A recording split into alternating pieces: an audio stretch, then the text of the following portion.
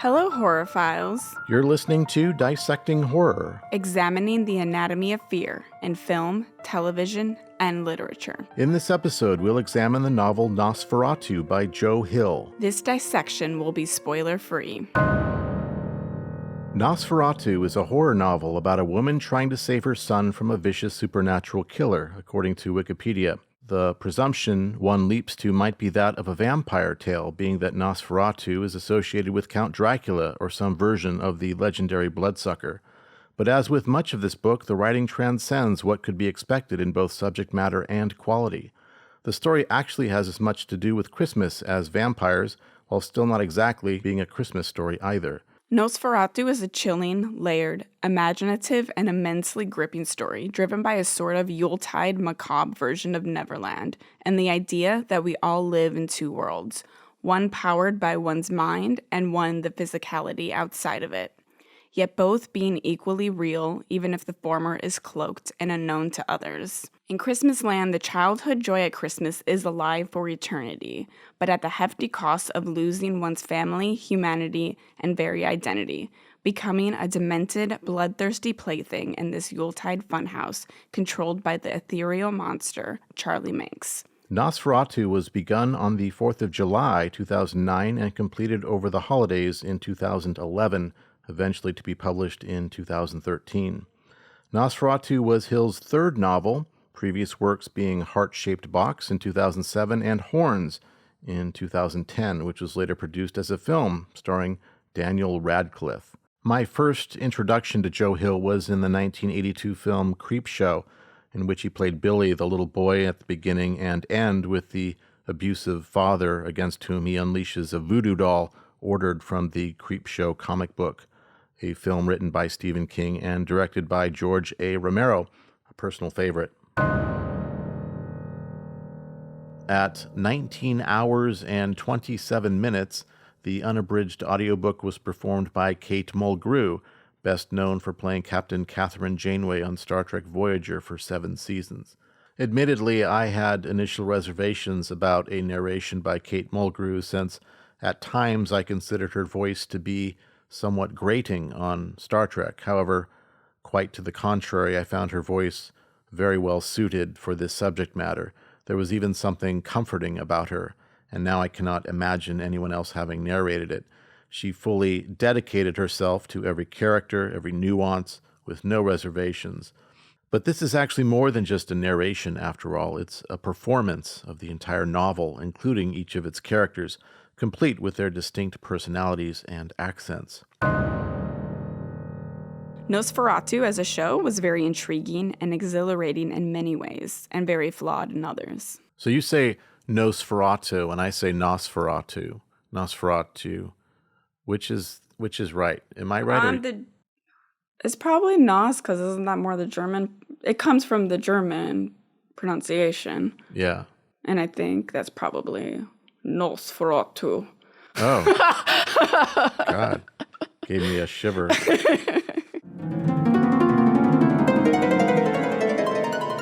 Charlie Manx is an incredibly interesting villain. There is an elusiveness to him. He tells us NOS4A2 is a sort of joke inspired by his ex-wife commenting on his life-sucking nature.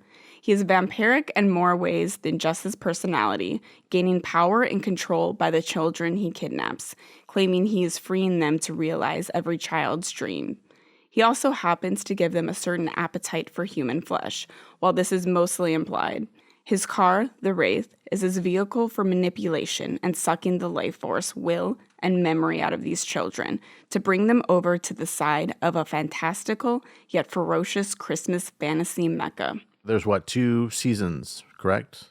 2 seasons, yeah. Did they finish the whole book, or did it get canceled before they gained completion? Most of it follows the book, but they kind of start to go their own path, essentially, too. So yeah, I would say the story from the book is completed in the show. Zachary Quinto plays our lead villain, Charlie Manx, aka NOS4A2 himself, another notable Star Trek actor who played Mr. Spock in the J.J. Abrams films. As much as I admire his acting, he was great in American Horror Story as well, by the way. And without having seen the NOS4A2 show, I can't help but consider him as perhaps miscast here. The character of Charlie Manx, in my mind, should more closely resemble Mr. Burns from The Simpsons. Oh. And actually envisioned specifically Mr. Burns while reading the entire book, and it was still scary. It didn't ruin it. So Zachary Quinto, he feels too young to me. I know there's a younger version of him, and they need to be able to show both a younger and an older version somehow. But he just did not look to me anything how I imagined him. Maybe that's just a personal thing, a subjective thing that each person will have their own vision in their mind of what that character should look like. But it sure wasn't Zachary to me. Oh, yes, I was, that's shocking, but I get it. Like, I knew of the book, but I actually watched the show first, and I just immediately loved Zachary Quinto in this character. My cursory impression of the trailers, it looked unremarkable to me. It looked like there was some semblance of care and quality attempted, but it didn't match in any way what was in my head. The casting at first, just a glimpse, just a second, like, oh, I can recognize that character.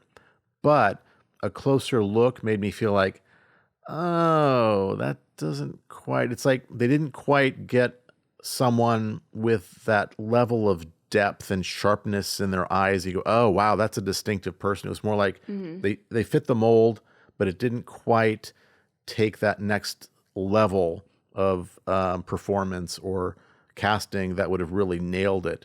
So I don't know. I haven't watched it, but I felt like it was a slightly blander version than it could have been. I mean, it is like a longer book, 700 pages. But the show just had a way, I think it was still maybe like 10, 13 episodes per season. But even so, it had a way of just feeling really dragged out rather than just nailing that powerful impact and letting it be. That's interesting because, as you say, it's such a long book.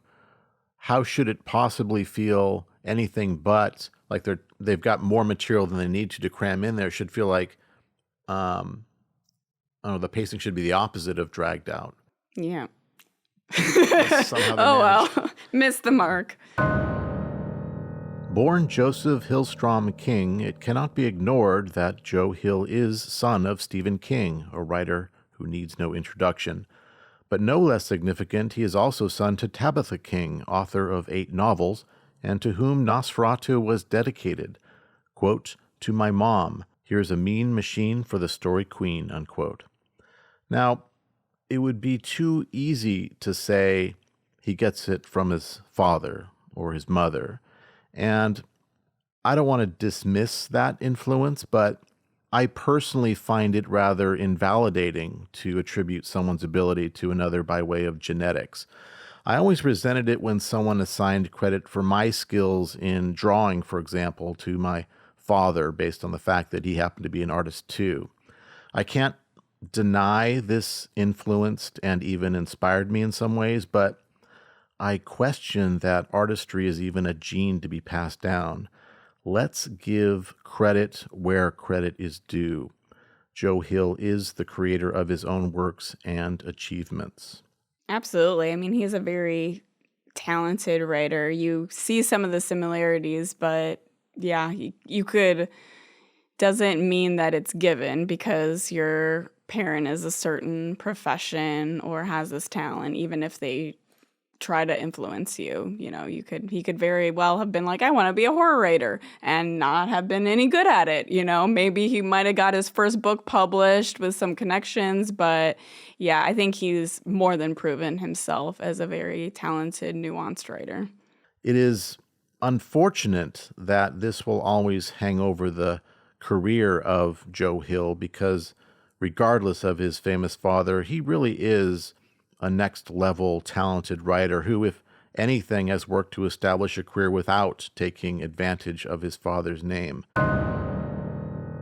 I love Christmas horror and anything that digs deep into the dark potential of the lore and entities, man or myth, who might shape it to their will or delusions.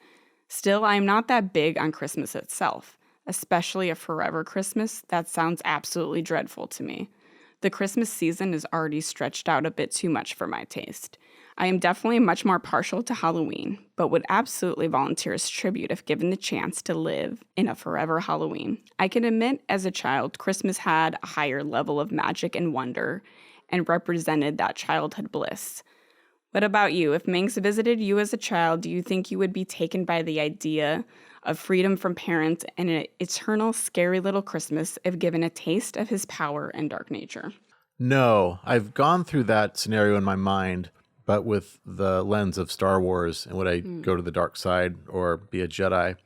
And I think my footing is firm on the side which is perhaps less sexy and less filled with easy gains. Part of me finds life to be more gratifying when you can actually overcome things and win because of you did things the way you're supposed to, the right way, ethically. Perhaps that's too much to expect from a child to weigh, but I don't know. I never, when I was reading the book, I didn't feel like Christmas Land sounded that great to me. I want to be able to be a man. I want to be able to, have women in my life, and I don't want to just perpetually play hopscotch and shit like that. I want to do shit. I want to grow up. And I think that's one of the things that children are always thinking about is like, what am I going to do when I grow up? And if you can never do that, that would really suck. Yeah, that's fair. So you're no Peter Pan. No, definitely not a Peter Pan. Nobody's ever accused me of that. Now, between Joe Hill and Stephen King, who do you like better? Who is better? Stephen King, sorry. Joe Hill's great, partially just because I have read so many Stephen King books that were just incredible in different ways, and maybe Joe Hill will be there one day. Not to say he's like not far along in his career, but it's just insane how many great novels Stephen King has written, probably more so than the vast majority of writers. And there's been some of his that I didn't love as much, but there's always, I don't know, just this atmospheric, just well crafted, very full of depth and so many different perspectives from commentary on things, in our world. And I think it's just the depth of his work and just having one after another that just really hit with me. So I absolutely love and admire and will continue to enjoy checking out Joe Hill's work. But yeah, right now it's King.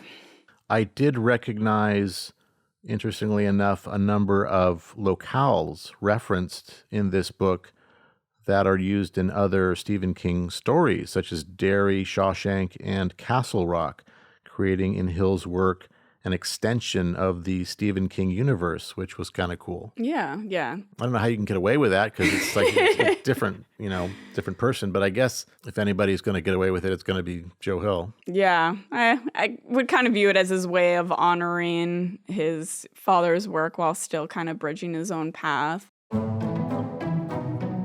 If you enjoyed this deep cut, you'll love the podcast in full. If you would like to join our Society of Grotesquerie and Loathing, subscribe now and give this podcast a like. And be sure to comment your wretched thoughts below. Keep our podcast suffering on by finding it in your cold, black withered hearts to support us on Patreon. A link to our PayPal is also below for one-time donations of any amount. It was nice knowing you.